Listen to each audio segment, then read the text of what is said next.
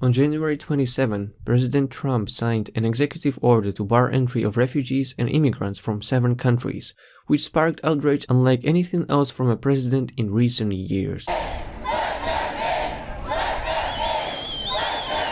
Actually, he signed 2 orders, the other one on rebuilding the military, but no one cares about this one even though it's no less important. This is supposed to serve to protect the American people. But this is also how far Trump can push his vision of the Muslim ban he proposed during the campaign. So when he first announced it, he said Muslim ban.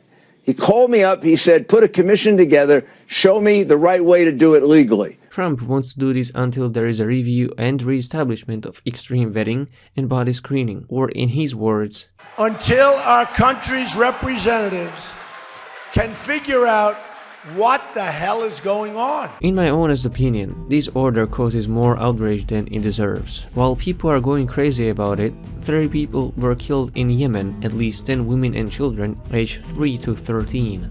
After Trump authorized his first military raid, then $500 million of weapon deals was granted to Saudi Arabia by the new president. And yeah, the great military building action was signed to increase the already gargantuous military spending. What do they want to do? Wipe out Jupiter of the solar system? Anyway, to understand if this is going to be effective, we must look at where the terrorists are coming from and why they are there. So let's start. According to a study released by Cato Institute in September last year, foreign-born terrorists who entered the United States caused 88% of total deaths by terror attacks in the United States from 1975 to 2015. Out of these foreigners, more than 9 in 10 entered the country on tourist visa, while chance of an American getting murdered in a terrorist attack by a refugee is 1 in 3.64 billion and 1 in 10.9 billion by an illegal immigrant, thus imposing bars on entry for refugees that the United States foreign policy helped create seems to be out of proportion. The study concluded that the hazards posed by foreign-born terrorists are not large enough to warrant extreme actions like moratorium on all immigration or tourism. Even if the risks were high enough, banning nationals from these countries wouldn't be effective either. Only 17 people from the moratorium countries were convicted of engaging in terrorist attacks on US territory and have caused 0 casualties. No Syrians or Libyans conducted an act of terror in the United States. If Trump drew inspiration from attacks by radical Muslims in Europe, the situation would argue against him as well.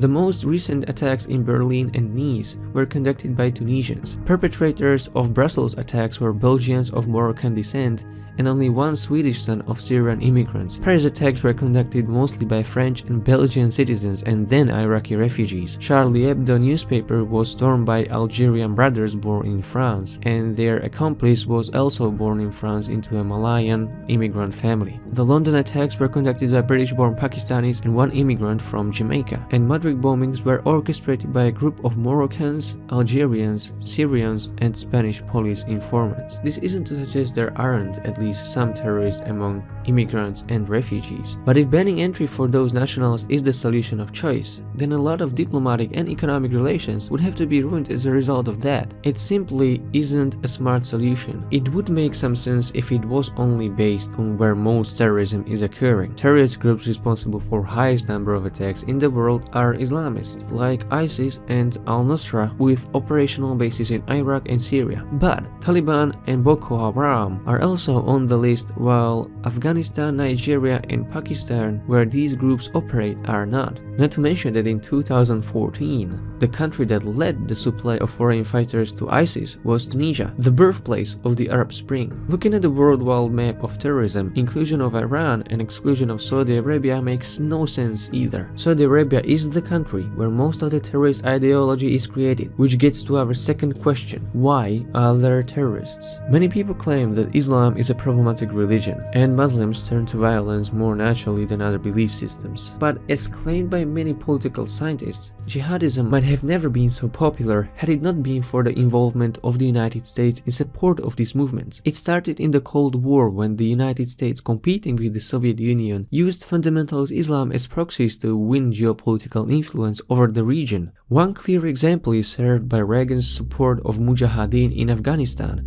an anti-Soviet insurgency made up mostly of radical jihadists, united under Osama bin Laden. Yes, that bin Laden, who decade later orchestrated the largest terrorist attack by a non-state actor in history. Afghanistan might have been on a secular path to respect women's rights and perhaps even democracy, but instead it's a Taliban-hijacked stronghold and will most likely stay that way for the next decades. To this day, the United States deploys the same old geopolitical Cold War strategy. It rather turns to funding radical fundamental rebels in Syria, who ended up handing over their US-donated weapons to ISIS, beheading a child, and fighting each other with the backing of CIA and Pentagon, losing all of its control over this quagmire. But perhaps the most staggering fact is that the United States helps run jihadist machinery using American taxpayers' money. Saudi Arabia gives birth and raises Salafism/Wahhabism-driven violent organizations in all major parts of their operations. According to an EU report on the Saudi Kingdom financing of jihadist groups around the world,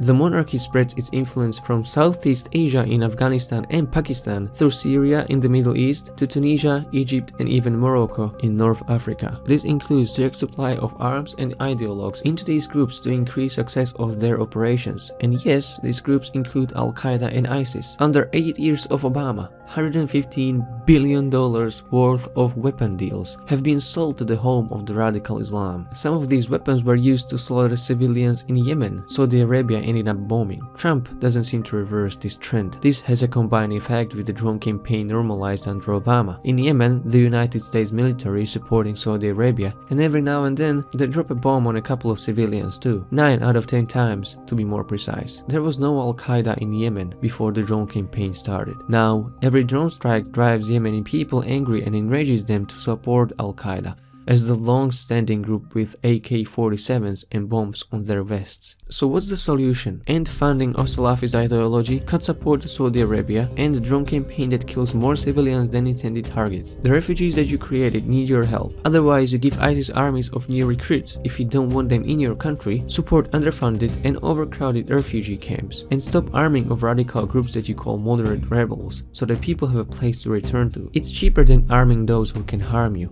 and then building a wall so they don't.